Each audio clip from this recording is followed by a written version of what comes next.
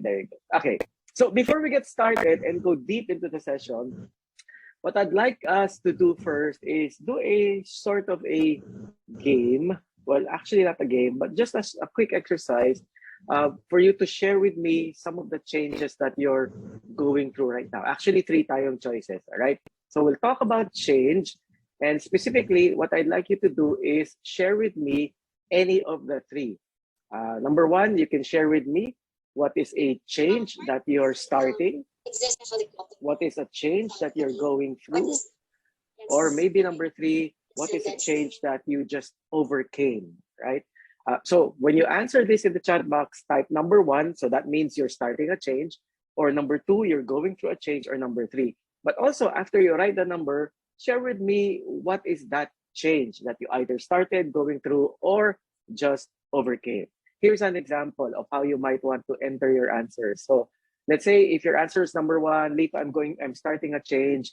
Maybe you'll write instead one and then say, I'm thinking of shifting careers. That's the change that you want to happen. Or number two, Lito, I'm going through a change, and for me, I'm currently working on my health. Or maybe for some of you, number three, you just finished or overcame a change. Type number three and share with me what that change is. In this case, happy na ako at nakasurvive being single. Let's see that now. Many of you are just answering one, two. That's okay. Hopefully, somebody can also share. No, ano yung two na yan? Ano yung one na yan? What is a change that you're starting? What is a change that you just went through? What is a change that you are about to go through? Somebody said, happy na ako at nakasurvive from depression and anxiety. Thank you. Number two, our company is going through an internal change at the moment. All right. Somebody said also number one, I'm thinking of changing my profession, and I want to pursue something that's close to my heart. Right. Overcome changes in the organization. So kakatapos lang. That's from Nupon Technology. Adapted to my new workplace. Finally, Trisha, congratulations. Also, Chenilyn. Tama ba yung name? Chenilyn Habitan is saying, number one, from being a full-time mom to becoming a student and finishing my studies. That's the shift that you want to make. All right, number one. See, I like this. Carla May has all of these three happening to her. Thinking of shifting a career, being an educator, also currently going through a change, which is accepting the condition of my child with a special need, and then also overcoming a change. Number three, was able to pursue my master's degree. Thank you for sharing that. Over Facebook, Pilucci was saying, number two, a change that I'm going through right now is no rice to fight the battle of, there you go. So no rice, not because of I don't know, of balik alindog, but no rice because of my high cholesterol and high blood pressure, and I'm loving the small changes that are happening in my body. So a benefit to something that you didn't want or had to respond to, but then it's having good effect on you. Nice one. Eugenie was saying, two, I'm going through a change right now, Lito, and it's about transitioning from the environment in medical school to the environment in my current workplace. Also, Mary Hale was saying, kaka-start ko lang po sa new organization, and nawala na. Mabilis kasi pasukan ng chat. All right, new organization and adapting to their recruitment process, which is, I'm guessing that's your work, no? All right. And for everybody else who's typing in, thank you for doing that. First of all, I'm going to applaud you, because going through these changes, whether it's one, two, or three, or for some of you a combination, is no easy feat. Okay, primarily because when you think about or you talk about change, it doesn't happen in a vacuum. For every change that we encounter, there is definitely what we call a context to it. No, very briefly, I'm going to show you some of the possible contexts that we face as we go through change, and later on we'll flip the discussion and talk about but in change, typically there are about 4 different contexts. One of them, we call it the force of change. Number 2, the type of change. Number 3, the response to change. And number 4, the unit of change. When we say the force of change, the change that you're going through right now, as you're starting or in the middle or you overcame, was done because of certain forces. Okay, either that force, it was an internal one or an external one. When we say internal, driven by you from within. In other words, your self-awareness. For some of you probably shared, I'm starting to work on my health Lito. Maybe the force of change there was internal because you felt, let's say, di ka na makaakyat ng hagdan or hinihingal ka na ng 3 talon pa lang. So that was your trigger, that was the force that convinced you to change. Some external, maybe a doctor told you you need to lose weight or this is your cholesterol level, you need to work on it. Sometimes it's also both internal and external. Let me know if this is relating and let me know if now that you think about it after having shared the change that you wanted to make na meron ngang internal or external. And tell me if it is more I or more E. Okay, but that's one. Number two, the type of change. When you say the type of change, this could either be the change that you're going to go through is developmental, meaning modest lang siya, fine-tuning, incremental. In some cases, however, the type of change that you're going through is transformational, whether it means it's now massive. Okay. Sorry, somebody was saying, share mo din. Sir, kinakausap niya si Sir Nante. Okay, si Pilucci is talking to Sir Nante. I thought she was talking to me. Anyway, so changes can either be developmental or transformational. Developmental might be easy because, again, it's in increments, konti lang. But transformational is a little bit more significant. It's almost as if you're doing a 180-degree turn. That kind of change is not easy. Some of you did share that over chat, no? Na this is the environment I'm used to, and suddenly, biglang massive yung change, right? Number three, on top of the force of change, the type of change, we also, part of the context of some of our changes is our response. And it's either, our response could be, again, two things, no? Reactive, maybe, meaning we are finally choosing to respond to the change, but we know we're either too late, we're catching up, it's an afterthought. Diba? May mga nangyari na, and that means, no, in terms of emotions, meron tayong parang sense of overwhelm or wanting to overcome. And then for some of us, the response to change is proactive, which might not be easy as well. Kasi ito, demanding. Kasi you're trying to get ahead of it. You're trying to get ahead of the curve. You're trying to mitigate the potential impact of that change. And then finally, we also have another context is the type of, the unit of change. When you say the unit of change, who is affected?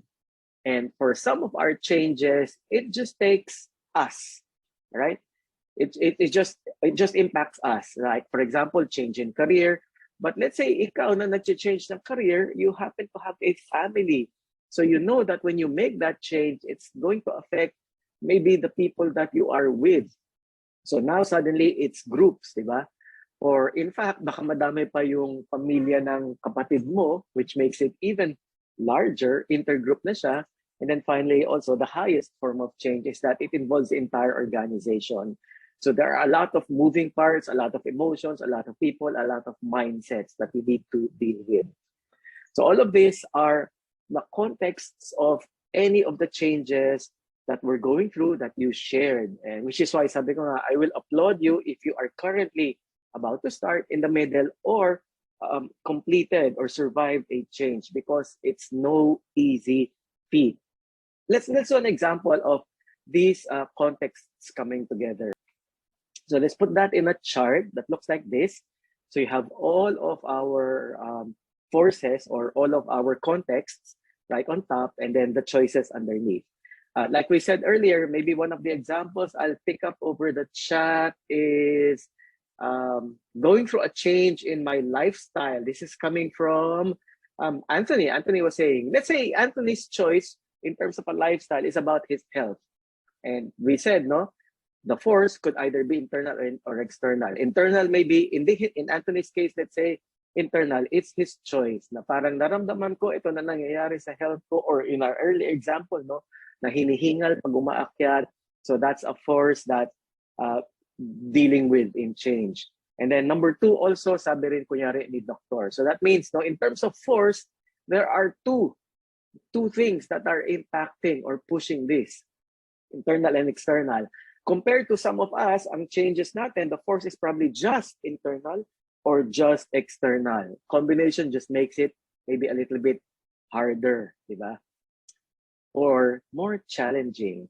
In terms of type, let's say it's both developmental and transformational. Developmental, maybe the doctor is going to have you acclimate to the medicine. So hindi ka bibiglain, just a couple of medicines first. So it's not going to be too taxing or hindi ma-overwhelm yung katawan. But then also transformative because sabi, bawal ka na kumain ng karne, bawal ka na kumain ng rice, bawal ka na kumain ng lahat ng masarap. Parang sinabi mo na rin, bawal ka lang mabuhay. No? Lahat ng yon, that's transformative already. Diba? So notice, two possible contexts when it comes to the type. And then, you're reacting because you found out too late na nasa level 3 na yung kind of health issue mo that you're trying to deal with. Or let's say, in your case, maybe you found out na nasa obesity level 2. I don't know if obesity has any levels, no? But that could be an alarm of sorts. No? So that could be reactive, but then also proactive because you don't want to get to the next level, which is probably the worst level, di ba? So it's both, again, reactive and proactive. And finally, also in terms of unit, you know, it doesn't affect you. The people that you're with have a hard time working with you. Also, they're affected kasi ano lulutuin nila kapag alam nilang may maraming bawal sa iyo, di ba? Ano raw, embrace the bawal to live a little bit longer. Yes, pwede, no?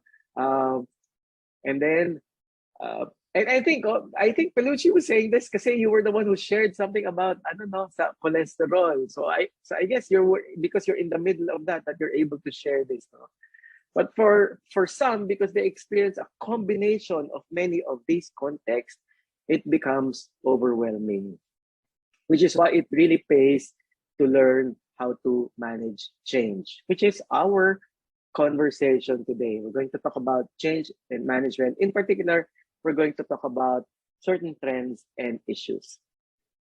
However, I'm going to change the path of discussion when it comes to the trends because I think somebody is more helpful in this aspect, and that's our friend Google.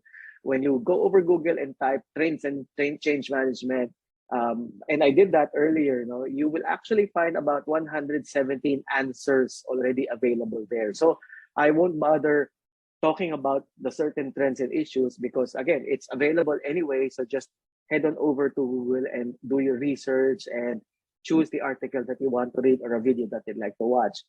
Instead, I'll talk about trends and the issues related to that, related to something that we're currently going through, and that is the pandemic. I think there are lots of lessons that we can learn from there that really talk about an emerging trend or perspective around change management. So that's what's going to happen to us, all right, in a moment. Before I continue, let me just check the chat if you're still doing okay. Type the number 8 if you are. Dito, I'm still here, I'm listening, and I'm learning. All right.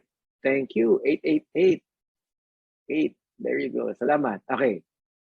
So, thank you for those who responded. May konting delay pala ng sa Facebook. So we're seeing some of them not yet answering 8, but hopefully in a moment. There you go. All the answers coming in. Over at Facebook, we have around 80. And then here in the Zoom, we have about 223. Okay. So let's continue. Thank you for responding. Thank you, you're still here. All right. So what about the pandemic? Well, first, pandemic introduced a change, di ba? Atras muna tayo before we head into the pandemic. Atras muna tayo. When it comes to change, there are two possible reactions, two traditional reactions. You've probably heard of this one, no? But they come in the form of letter F. They come in acronyms of F, no? When there's change, we either fly because we hate it, but it catches after us, or we fight, no? Fight, but ultimately it overcomes us because that's how change works, di ba? It's like a tidal wave. I don't know, sino yung nakapag-beach na recently, di ba? When a wave comes, you cannot run away from it because it will catch you, or you cannot fight it because it will overcome you. But guess what? These are traditional reactions to change. And so yan, yun yung dalawa. Balik na tayo sa pandemic. When the pandemic happened, started out as just a warning and then an epidemic kasi in one lokal lang and then eventually the whole world kaya naging pandemic, you could actually sense these two different reactions. When it comes to the flea, for example, we saw people in several parts of the world um, demonstrating a sense of denial about the pandemic, di ba?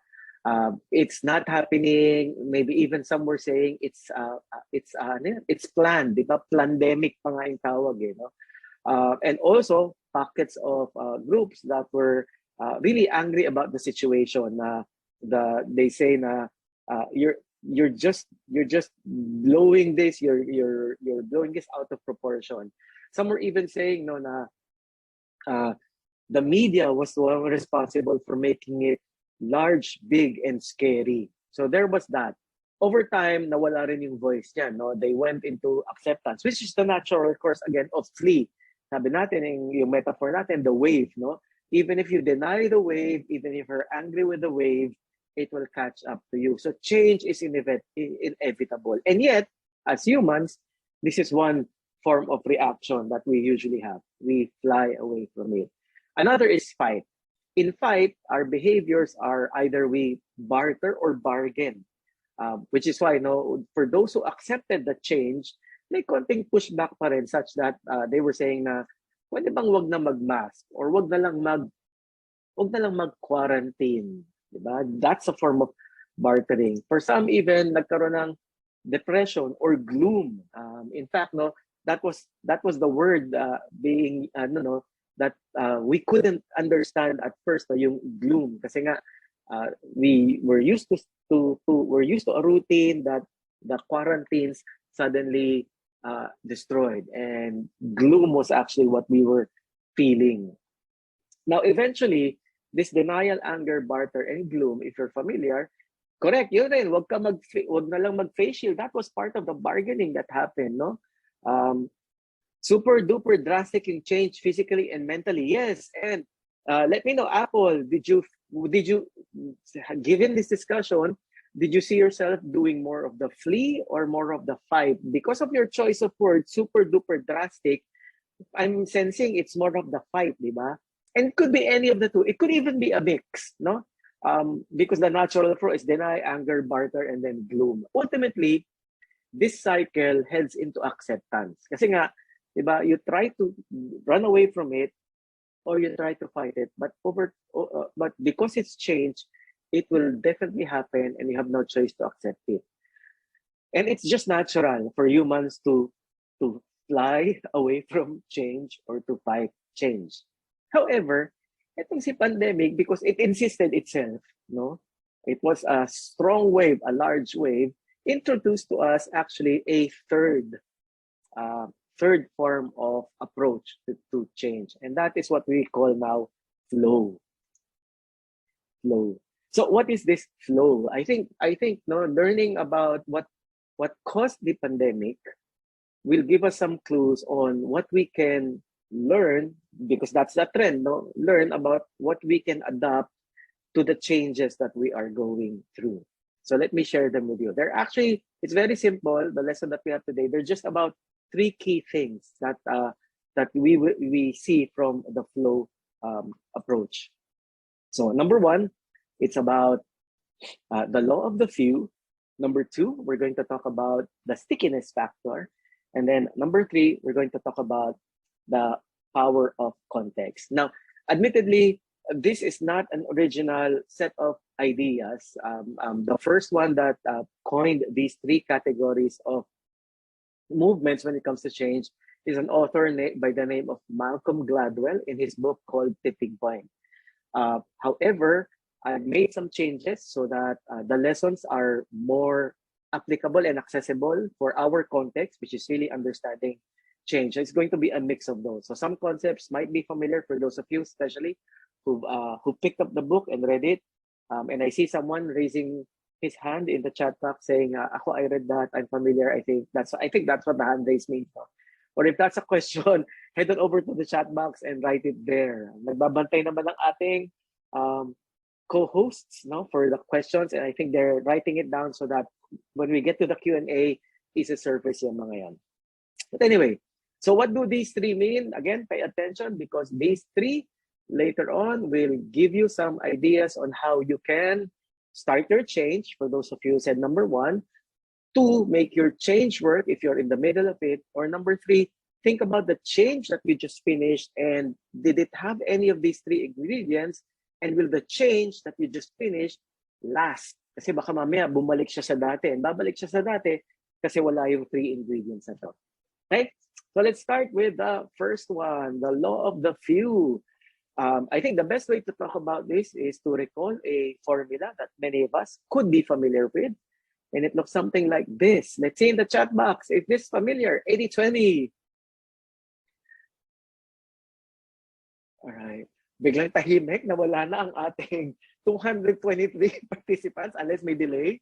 And also over at Facebook, nawawala na ang ating 108. Let's just see.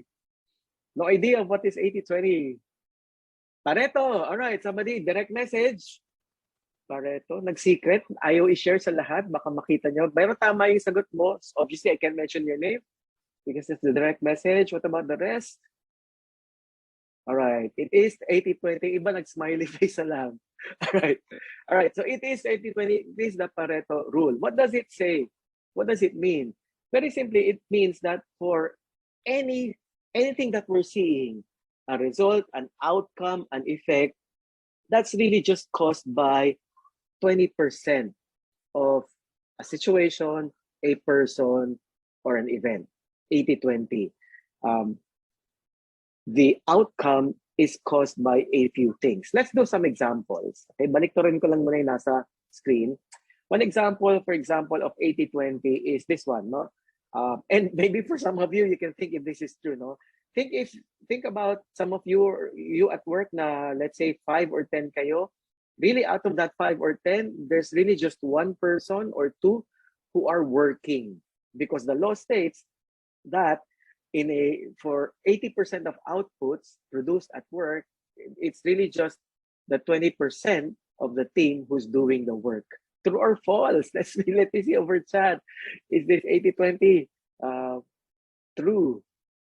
All right, there you go. True. Hala, may mga magkakagalit na dito na magko-group mates. True.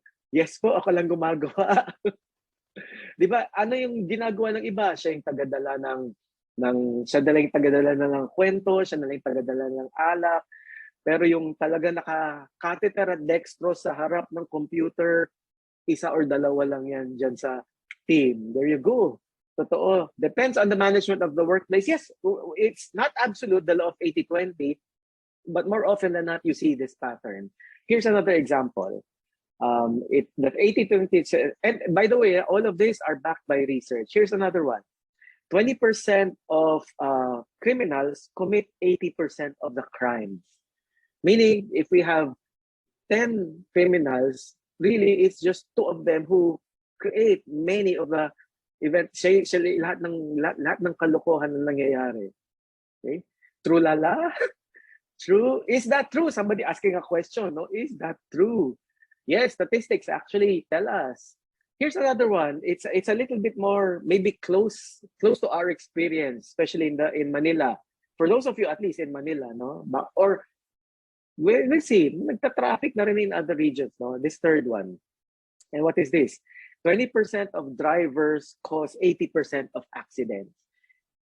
True or false? Well, if not this one, maybe an example closely related to this one. Diba, kapag may isa lang kotse na may diferensya, di ba damay na tayong lahat? Guess what? That's 80-20. 20% of accident, 80% of accidents is just being caused by that one car. Correct, damay-damay. Somebody in the chat was saying, yes, damay-damay, di ba? Dahil siya lang nasiraan, it now causes a traffic. So 80% of accidents, 80% of traffic is really caused by just 1 or 20% of cars. Parang domino effect. Yep, pwede. You can see it that way. Also, here's another one, especially since we are missing out on this one because we're here on a Saturday. 20% of drinkers consume 80% of the beer. Lalo na yung sa inyo na may mga kainuman. Papansin nyo na ba to? Pulutan daw sa baliktad. 20% of drinkers make pulot 80% of the chicharon, right? All right. So that's what the 80-20 means. So meaning, what does it mean? What does it mean? Very simply, when we think about change, the usual concept, the usual thinking about change is that everybody needs to involve. We're going to talk about some of the current tools, popular tools or models around change. No? And most of them say you need to have a large population involved in the change for it to happen. However, the pandemic introduced us to a reverse of that, wherein, no, you don't need 80% to bring about change. You just need 20%. Let's one example. Okay, so again, you don't need 80, you just need 20. So let's say in an organization, there's 15 of you, 20% of that is just 3. You only need to tap into these 3 people, and these 3 people need to have a certain personality. We're going to talk about that now, to bring about change. Okay, so 80-20. So who are these 3 people? Let's give them some names or labels. Number 1, you just need a connector. Number 2, you just need a salesman. Or number 3, you need a maven. Again, you just need one of them. Of course, if you have the 3, that could make it even more effective in terms of your change agenda. Okay? So what does that mean? Si connector, ito yung maraming network. Di ba? The pandemic, that change happened because there was just this one person who had a lot of connections. Di ba? Nag-iikot. Correct. Sino yan? Si Poblacion Girl. Sorry kung nandito ka or may kilala or kamag-anak or friend. No? Just an example, nothing personal. But because of that, no, that connector spread the change. Am I making sense? Let me know over chat. No? So you just need that to make a change. Just that one person. This network allows them to spread ideas to a vast amount of people in a short time. Kung saan nakaranig. Yep, the senator also could be one other example causing that change. Number 2, let's go to the next person, the salesman. The salesman is the one who pushes. So, anong pwede nating metaphor this one sa pandemic? Ito yung mga nananadyang ikalat yung virus. I don't know if you recall those news or those situations. Yung deliberately, they enter a mall even though they're sick. Or there were some over at YouTube na ano yun, nilalawayan ang mga gamit para kung sino man yung kukuha or talagang mandidikit, di ba? So they're the ones really who are deliberately passing it. No, first, ano yung difference? Si connector, hindi siya deliberately nang papasa. Pero dahil may connection siya, na ipapasa niya. Si salesman is deliberate. Kasi di ba, a salesman sells, a salesman pushes. So siya, may energy siya to really spread it around. Okay? So you only need this kind of person to bring about change. Hopefully it's making sense. And then the third one, the maven. When we say the maven, the expert. In our metaphor, the maven could be one who is truly sick. Di ba? Yung talaga, or kung hindi man truly sick, we'll call this person our zero patient or our alpha or beta. Diba? Dahil siya yung pinaka may sakit, yung sa kanya lahat tayo nai-influensahan. Right? So that's what we mean. So you really need just these 3 people, 1 or 2 or all of them, in order to bring about change, because they are the few, the critical few, the law of the few that will impact the rest. Let's pause for a while and let me see over chat. Is it making sense? 3 points, very much. 2, kinda. 3, Lito convinced me a little bit. 1, Lito convinced me a little bit more. Let's hear your answers. 3, nabenta ko. 2, konti pang convincing. 1, Yoko sa'yo dito. You don't make sense. There you go. 3. All right. Later on, I'll give some examples to even push this further. Thank you for those who are honest na may nag-2 and also may nag-1. May nag 2.5. Okay, we'll get back to this one. Kasi we're just presenting. Later on, I'll give you a case to prove our to prove our thesis. Okay? But that's the law of the few. So these three, because they're connectors or salesmen or mavens, pwede niyang hawaan ng lahat and bring about change. However, it's possible for this change to not stay. Diba? Hindi siya magsistay. Right? Bakit siya hindi magsistay? Well, because of principle number 2 or ingredient number 2 for any effective change. And again, we're learning this from the pandemic. Okay. So what is that? What is principle number 2? So principle 1, the law of the few. Again, you just need either a maven, a connector, or a salesman. Principle number 2, you need to have what you want to implement as a change sticky. Okay. So what does sticky mean? Sticky or stickiness? That's what we're looking for, not the stickiness factor. Firstly, ideas, kasi when it comes to change, our idea for change, what we want to implement, should be able to spark interest before they're spent. Otherwise, nobody's going to look. Nobody's going to pay attention if it's not sticky. Also, even if you have a connector, tapos hindi sticky yung message, again, won't spread. Salesman, hindi sticky yung pinoproduce niya. Kahit anong energy ng ibenta sa'yo yan, wala namang something catchy or interesting sa binibenta niya, again, nobody's going to buy. So it won't spread. An idea needs to include something special or catchy. Or in the words of Angelica Panganiban, catchy. Diba? Tama ba? You remember that? Diba? I don't remember that video. Yes, came back. Correct. Came back to the young and beautiful you. So one of in that line, sabi niya, diba? It has to be catchy. Hala, baka dumikit to. So catchy. And this catchiness, this stickiness doesn't have to be profound. In fact, studies have found that even the smallest detail can make a difference on how you can get something stick. So what are ways to get something sticky? So for example, what's sticky sa inyo ngayon? For example, a phone that you're not letting go. There's something sticky around that, no? Or a dress that you really, na parang 7 times mo binisita.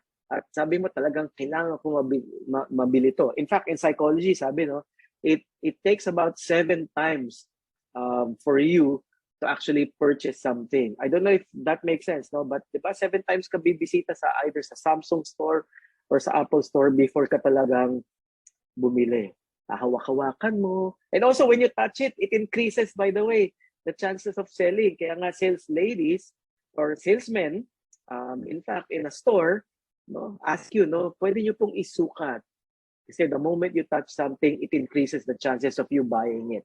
So, if you touch it, and then you wear it, and you do it several times, you visit several times, that could make it sticky. And there, within that, is the formula for stickiness.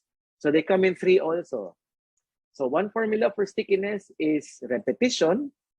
Another formula for stickiness is emotion. And the third formula for stickiness is difference or differentiation. So what does this mean? When something is repeated and there's an emotion anchored to that, and it's different that it catches your attention, either only one of them or in combination could make something more attractive, memorable, or sticky. Again, our word sticky. And thus change could happen. Okay? Let me give you an example, and let me surprise you with this word lang muna. Jaran, and the word is, ang pangit mo. Okay, ouch, somebody said in the chat box. All right, but let's say, if you hear this word, we do have a reaction, correct? We have a reaction to this. But if, for example, in terms of this word, of this call out to you, to me, it happened several times. What happened? Wala po sanang personalan. Krisha was saying, Anthony also, pero sige, true na po. Hala. Grabe naman po. Mary Chris was saying, correct yun, may repeat pa, di ba? Ang pangit mo, Wag naman po ganon. Sige, sorry for those. I'm thinking na you're just, ano no, participating actively, but you get what I mean, di ba? Because it's repeated, it burrows into us. Um, in auditory language, we have a name for that. It's called earworm. Do I have the right term? Earworm. Earworm. For some, in Pinoy, I think we call it LSS, no? But in the West, they call it earworm. So earworm kasi nga a worm usually burrows, di ba? So kapag ka may isang kanta, catchy, paulit-ulit, it burrows in our ear. Na-LSS, di ba? So repeated. So the same thing for a word such as this, ang pangit mo. Di ba? So kasi magre-react tayo or we take offense. So there's emotion. Tapos ni-repeat pa, hindi lang isa nagsabi, buong barkada mo pa sinabi, you're so tsaka. Di ba, it affects us tremendously, and we take it home with us. May Zeigarnik effect. Zeigarnik effect is when you hear something and you bring it home with you, especially when it comes to tasks. Dala-dala mo, it haunts you, and then suddenly, for some reason, it becomes a part of you and you question, totoo nga bang pangit ako? Diba? But guess what? It's done its work. It's done its work. Na-plant na yung seed. Again, because of the repetition and the emotional involvement. In fact, maybe, while I know many of you who are replying over chat are just, are just making fun of our discussion, may mga nagsasabi, lalaban na raw si Maria Teresa was saying, lalaban ako, gaganda pa rin ako. No? I know you're joking. No? But if, for example, any one of you, and it could be the silent ones, who feel this way, it could be because when you were young, you had that programming. Somebody said, ang pangit mo, ang pangit mo, ang pangit mo. And then habang sinasabi yun, kinukurot ka, sinasampal ka, parang ABS-CBN drama, di ba? So dahil ni-repeat at naramdaman mo, then you grow up thinking that maybe that is indeed me. Kasi maraming tumawag sa akin, iba-iba, kung sino-sino, tapos ang sakit. In fact, it's a trick that's being used by many of our advertisers. Think about it. How many times do you see a Jollibee commercial?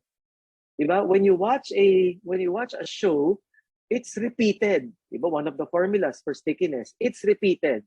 And these Jollibee commercials, meron siyang emotion, diba?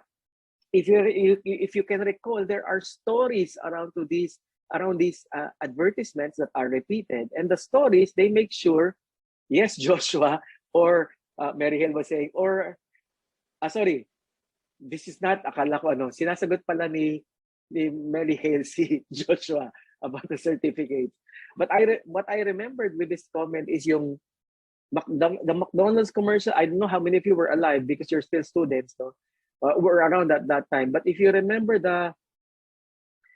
kay Karen at kay Gina, anybody who remembers that? Paramdaman mga kayo sa chat para I feel I still belong in a certain milieu unless hindi ko na talaga kayo kasing edad. Meron naman. Okay, Lorraine, thank you. Sinagip mo ko. Paborito kong apo, Kathleen, salamat. Okay, wala yung nakala. Karen and Gina, yes. Diba, that was very emotional. I don't know whom among you teared up on that, but tapos repeated siya and became memorable.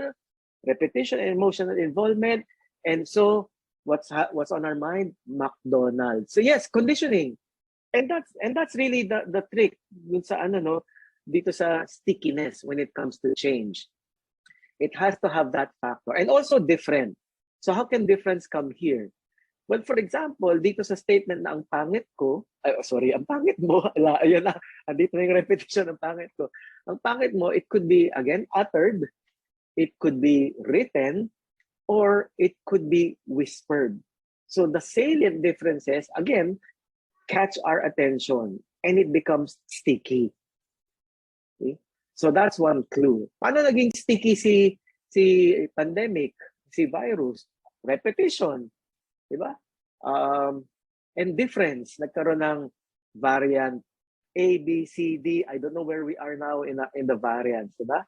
And that's how it became sticky. We couldn't get rid of it in spite of our vaccines or the boosters. It just keeps coming back. Diba? So a lesson that we can learn from that. It's yung stickiness niya, yung uniqueness niya. Okay?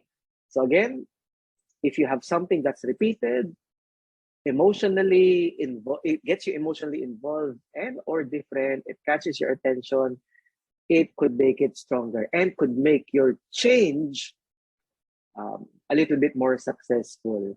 Monique over Facebook was saying, naalala nga niya si Gina and Karen, no, favorite na apo.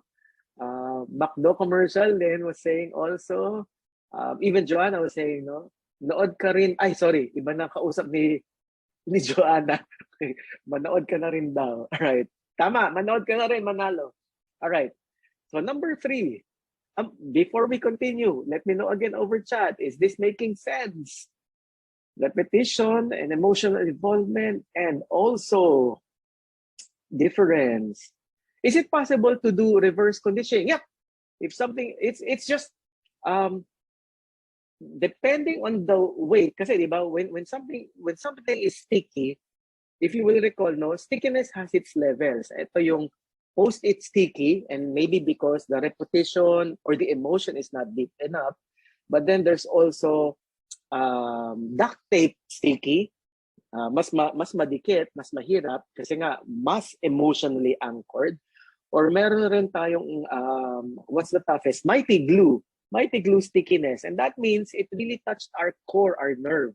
So kung magre-reverse ka ng yung unstickiness, of course depends on the weight.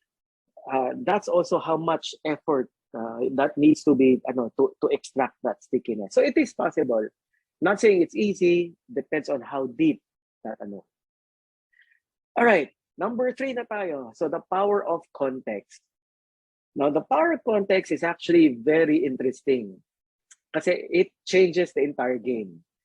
You might have, again, your maven, your salesman, or your connector, and the change that you want to implement could be sticky because it has emotion, it's different, and also it's repeated. But if you don't have the right context, change might not flourish. Or in fact, that change might fizzle out eventually. So 1 and 2 could make sense for those who answered earlier na I'm about to make a change. Or number 2, I'm in the middle of the change. But number 3 could benefit those who answered number 3 earlier na I just finished a change. Because yung na-finish mong change na yan, it might go back to the old ways because of the context. Here's a quick example. Can you, hopefully your hands are free, no? Can you just clasp your hands, guys? Yung mga nandito sa webinar, clasp your hands in the way that I'm doing it. And look at your thumbs, no? Some of you might have your left thumb over your right thumb. Some of you might have your right thumb over left thumb. Just to check if you're doing this, head on over to the chat box and let me know. Are you is L more above or R above? Sino mga left, sino mga right? Let's see that. L over R, Michelle. Ang basa ko to yung lover. Okay, kasi L over R. L above, L above, L above.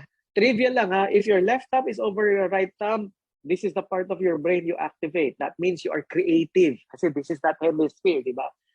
If you are right over left, this is the part of your brain you activate. That means you are analytical. You love numbers. Let me know if that's true. Okay? Whether left over right. True, Lily po. What he was saying, true po. All right. So anyway, that's not the exercise. So this is the exercise. So again, clasp your hands, left over right, or right over left, whichever. What I'd like you to do is this time, just switch the placement of the thumbs. Like how I'm doing here, as you see me on the screen. I'm left over right, and I'm now switching my thumbs. So again, notice what I did here was change. Okay. However, as I'm successful in making that change, I do have some feelings, right? And let me know over chat, what are you feeling with this change? Awkward, Trisha was saying. Wait, si Trisha ka ba na Trisha? Suddenly familiar name. Ito ba yun? Okay, weird, uncomfy, uneasy, ang weird, not comfortable. Yeah, and what happens if you're uncomfortable? If it doesn't feel right, Shenny bow in also, where Facebook was also saying, Tricia also hindi sanay, discomfort. What happens if you're not, if hindi siya, if hindi siya comfortable? You put it back where it's comfortable. So guess what? Sabi mo, di ba? Yung iba sa inyo, number 3, successful na ako, sanay na ako maging single. Guess what? Lulungkot ka rin afterwards. Kasi may sanay ka eh. Di ba? Tapos you made a change, but that change, although you were successful, can end up becoming uncomfortable because it doesn't have the right conditions. Di ba? So because it doesn't have the right conditions, it can switch back. Even though that change was made because of the law of the few or the stickiness factor. So, correct, I need directions or you need guidance, di ba, for you to stay on. So meaning, you need certain context. So you just don't need the law of the few na merong magpupush, si salesman, si connector, or si maven, or stickiness, which will ground it, repetition, emotional involvement, and difference, but also context. And context can appear in 3 ways. Context could be about time, or place, or condition. So what do we mean by this one? Let's give an example.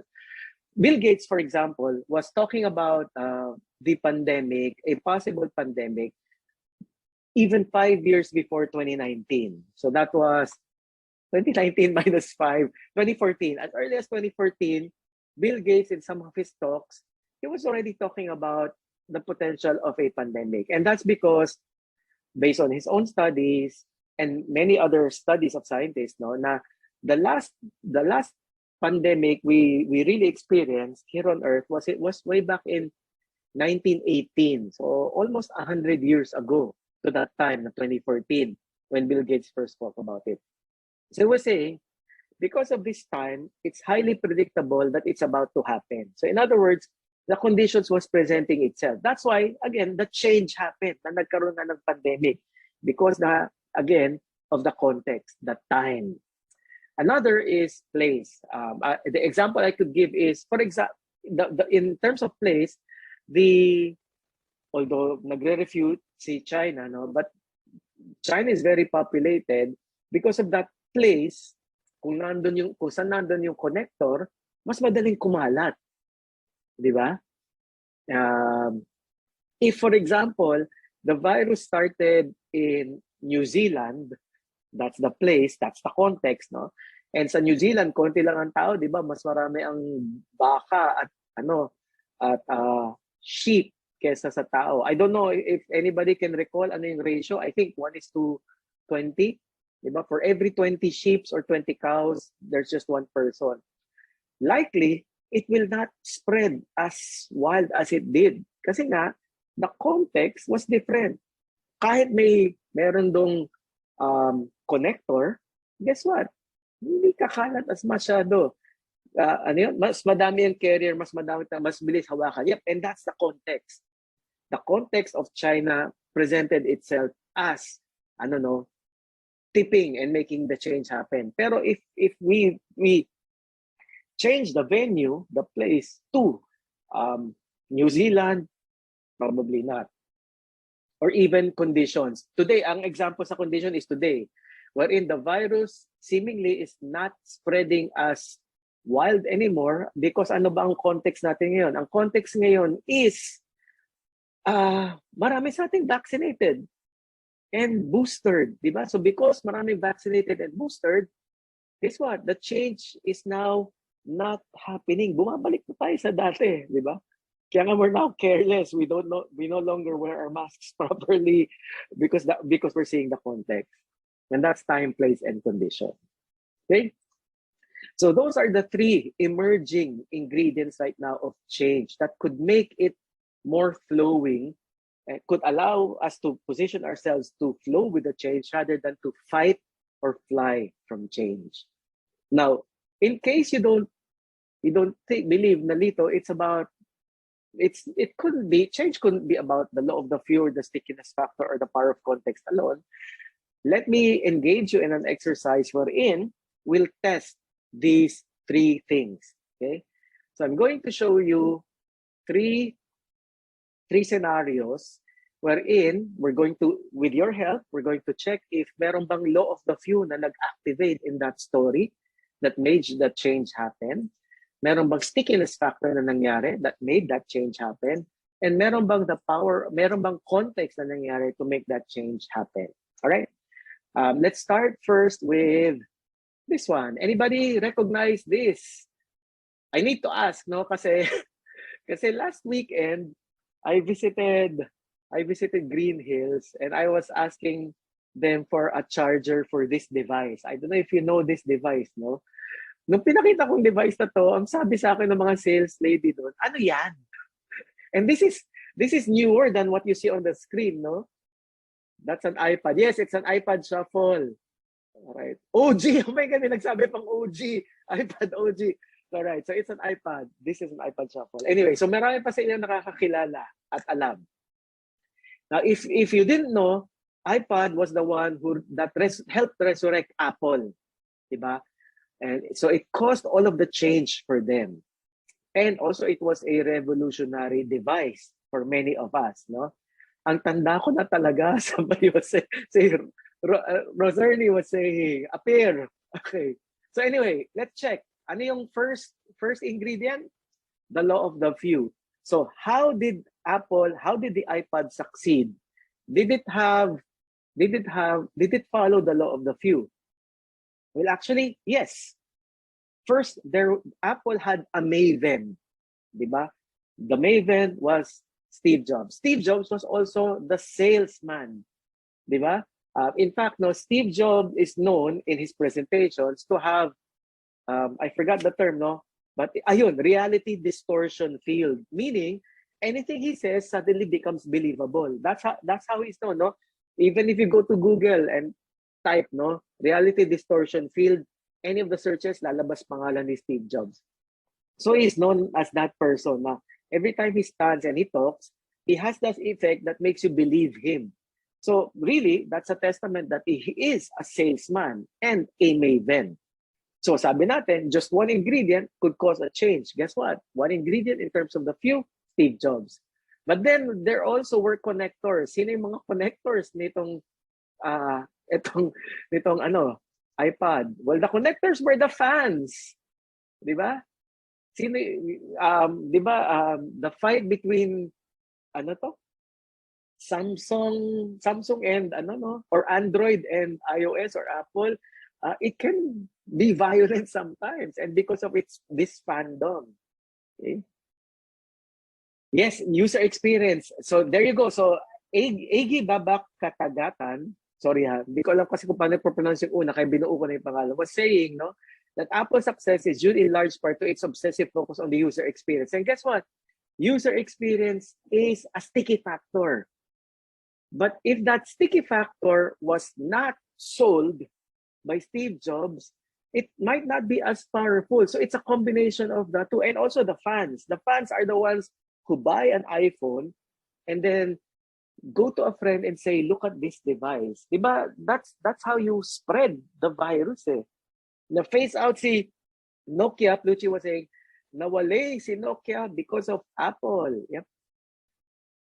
So yung stickiness was created, but first, no, this was iPad. Para ibalik ko lang yung discussion, no, kasi sabi nga ni AG na obsessive focus experience. Pero yung obsessiveness na to, people that didn't recognize that or see that during the iPad era. Kasi nga, nanggagaling sila sa kapalpakan. Di ba? What were the computers of Apple then? The Apple II, the Newton, yun yung mga products nila, which were not regarded as good kasi IBM ang binibili. Tapos ito sila biglang may iPad. Ano yan? Sabi, sino bibili niyan? Diba? So even if they had that obsessive, it was not too sticky. But how did they make it sticky? Through commercials. There was this beautiful commercial where silhouettes lang siya and the only white that you could see was the iPad and the earphones. And suddenly everybody wanted to have that. Diba? And this came in many different colors. Color is sticky. The color red is sticky. This is why all restaurants are red. Did you notice that? Shakey's is red. Pizza Hut is red. Jollibee is a shade of red. McDonald's is red. Chowking is red because they all are sticky to hunger. Well, we'll know that as psychology majors, diba? Also, what made it sticky is that as a user experience, meron ka ring bragging rights. So notice, two ingredients na. Law of the few, stickiness factor. Now let's talk about context. Was there a context at that time that made the iPod successful? Sorry, Trisha was also saying sorry, Trisha, direct message, pero I mentioned your name. But good point here. Trisha was saying the packaging, which is very different from the Walkman. Yep, yun yung pwedeng context. It's a very different experience. In fact, no, because all other MP3 players look ugly. They came in either black, they came in a strange shape. But then Apple came up with this divine white thing, no? So biglang naging different, di ba? So the time was right because they were introducing something different. The place started, well, the place doesn't apply, I think, for this one. Conditions were, during that time, the MP3 players could only hold about 10 songs or 100 songs at a time. Very low. Di ba? Si Apple was the first one to use the small hard disks and then the flash drives later on. And because of that, 1,000 songs in your pocket. And yes, that's why the iPod stood out. And because of those three. And isn't this the story of the three things that we were saying? The iPod, their change happened because of the three things. Law of the few, stickiness, and context. Let me give another example. I have three actually. Para lang maniwala kayo sa case ko. Let's talk about something current. TikTok. First, over chat, magpakilala nga sino may mga TikTok or active sa TikTok. Say hi. If that is you, hi, there you go, Mariel. Hanapin kita. Mary Chris. Hi. All right. Now, I don't know if you know the history of TikTok, but TikTok wasn't as famous before, no? TikTok started out as an app called Music Match. Music Match. I had that application when it was just starting. Okay? Music Match.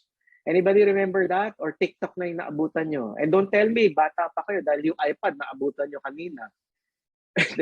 And TikTok was just the last 5 years.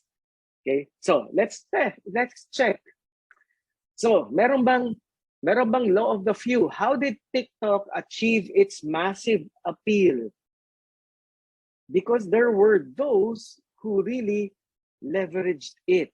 In the Philippines, for example, the most famous TikTokers, the ones that I saw on the list that were familiar to me were either this one, let me know kung may mga kilala, and this other TikToker. Esnir, okay, kilala, si Esnir. Di ba si Esnir, in fact, si Esnir was not just a maven, he also had some stickiness. Kasi ano yung mga storya ng kanyang TikTok? Di ba about si Michelle daw? Okay, mamaya, ayan, si Michelle nilalaglag daw ulit. Alright. Pero di ba ano yung stickiness ni Esnir? Relatable kasi it's about classroom, it was about high school. Tapos the other one is Doc, si ano to? Kiliman Guru. Di ba? Kiliman Guru on medicine.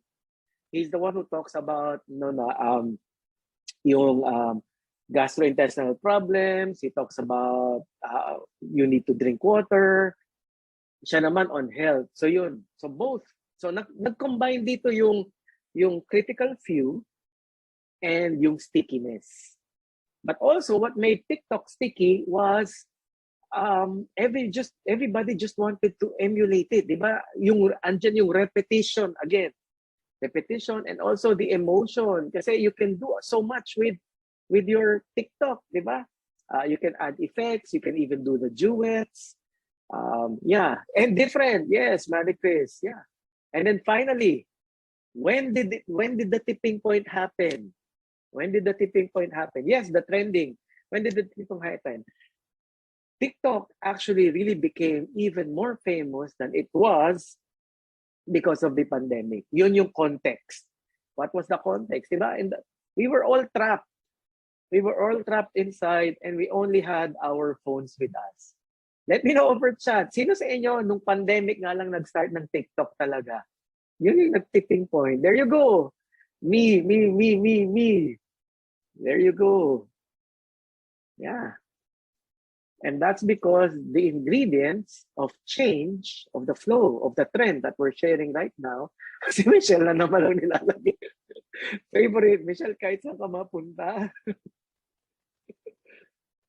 All right, let's see over Facebook. Tahimik ang mga tao. There you go. Jubel was saying me. May Cabañas, Anting, also me. Bored people during the pandemic. Yep, and that's what we mean when we say context, diba? The timing presented itself. The place presented itself kasi there was nowhere to go. So so your world became your studio, the place you were in. One more proof, okay? And this next example might be a little bit controversial, but indulge me a bit lang kasi nga we're after the proof of the three components of change. And this has to do with the BBM win. Okay? Ano yung, let's see over chat. BBM win, can you name what were things that made it sticky? What were things that made it, ano yung mga critical few? Unity, yep, the chant, unity, repeated, sticky yon. What else? Ano yung context also? Context was social media, yes. Ano pa? Yung mga supporters, grabe, there you go. Sticky, and yun, connectors or mavens, di ba? Or salesmen. The jingle. I don't remember the jingle. So it was not sticky for me, but for some, presence of trolls. Okay? 20 pesos bigas. Yep. That triggered emotions, no? Ay, salamat, magiging 20. Si Tony. Si Tony, Shopee. Sabi mo nag-Shopee. Ano to? 10K ni Cayetano. There you go. So you get it, di ba? So there were really ingredients to this change. Why it tipped the scale. There was a maven, GMA, or for some, the YouTubers were the maven or the connectors. There were the sticky because of the colors, di ba? Christmas, or even yung bashing made it sticky. Di ba? And also, the context. The context even transcended time. The context was even about the achievement of the father. Di ba? And also, yun nga, yung mga nag-text. So there you go. Based on these three examples, would you say we've submitted and proven the point of the three ingredients that we spoke about as possible things that might impact or bring about change? Let me know over chat. Okay, good question. If 2 out of the 3 ingredients, components lang ang present, magiging successful po ba? Well, like we said, pag yung context, not the right time, not the right place, not the right conditions, might fail. Virus, hindi na nagpro-progress dahil wala na yung conditions. Lahat tayo may vaccine na. The virus, baka hindi kumalat kasi if it's in the wrong place. So context is important.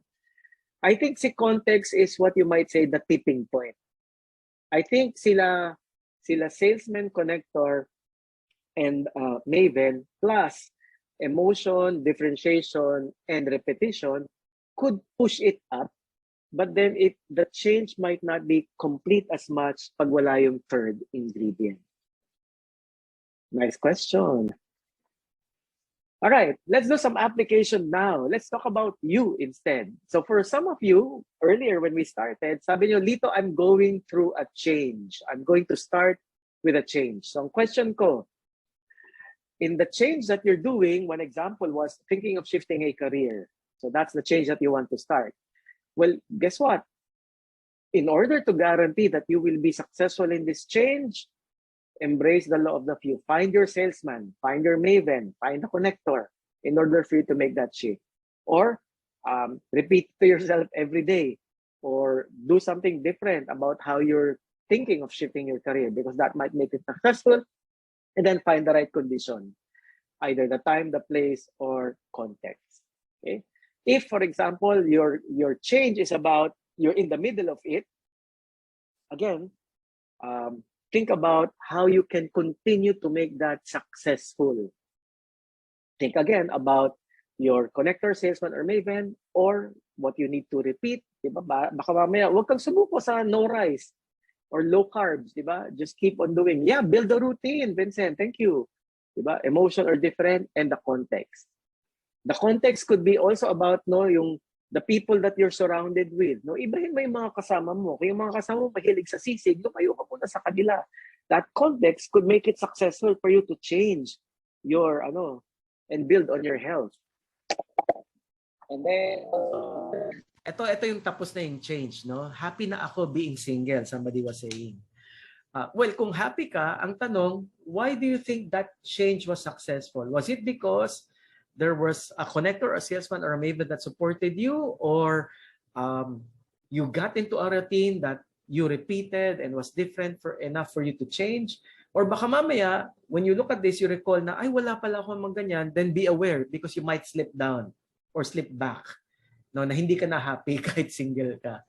So it's important to think about the three. And based on that, now we learn, no, this trend that's revealed could be one of the things that we might want to look at in order to make successful change. The law of the few, the stickiness factor, and the context of change. Presenting us with that third option of flow. But this is where the issue is. And we're near closing, guys. This is where the issue is. The issue is right now, many of the change models are still centered around the flee and fight contexts. Flee and fight. For example, let's recall some of the more famous change models. One of them, for example, is the ADKAR model. Anybody familiar with this one? Mag-hi lang muna sa chat. I know ADKAR. ADKAR is an acronym, no? If you want to go through change, just follow ADKAR. Ano ibig sabihin yan? A is for awareness. In other words, make everybody aware of the change, then build everybody's desire for the change, give them the knowledge and the ability to go through change and reinforce it. While it does read well as a change model, guess what? It's still based on fight and flight. Why? Because people will run away from change, you make them aware. Because people will run away from change, build the desire. Because people will fight the change, reinforce it. Diba? Yan yun eh. Another model, Cutter. Very famous, no? 8 steps. Also yung book or the book, ano yan? Iceberg is Melting, or the movie Happy Feet. Happy Feet was actually based on the Cutter model for change. And he has 8 steps. These are the 8 steps. Because people will fly away from change, you need to create a sense of urgency for them to accept it. Because people will fight change, you need to remove barriers to action to make the change happen. Notice, the model is based on the premise of fight and flight. Even the oldest model that we can recall, I love the movie Happy Feet, Lucci was saying, even Lewin's model, no? Considered more or less the reference for all change management models, where he says change has to go through 3 steps: unfreeze, change, and then refreeze. Guess what? It's all still based on fight and flight. So this is where the issue comes in, no? It seems to still capitalize on fight and flight when in fact the pandemic has introduced us to a third model, which is flow. And in flowing, simply recognize 3 things. Identify the few, which are your mavens, your connectors, and your salesmen. Then make it sticky, either through repetition, emotional involvement, or differentiation. And then look for the right context, time, place, and condition. And you might make change finally happen. Breathe in. And breathe out. You've reached the end of the session. So thank you very much again. So my name is Lito. Hopefully you got a lot of value out of that. Let me know over chat. Maybe from a scale of 1 to 10, 10 Lito, I got a lot of value. Let me know. How much was this worth for you? You're not rating me, you're rating how much value you got from this Short webinar. 10, 10, 10, 10, 10, 10, 10. Alam, may 0. Baka na hindi lang napindot yung 1. 15, thank you. May dumagdag pa. All right. Now, if you like, I cannot count the zeros anymore, Plucci. This looks like 1 million? 1 billion. Anyway, that's it for me. So, firstly, I want to thank you for staying throughout the session, and also keep flowing, because as you flow, you just might make your change happen. Thank you very much, guys. And again, I wish you the best in the changes that you're planning for yourself and your life. Salamat po ng marami.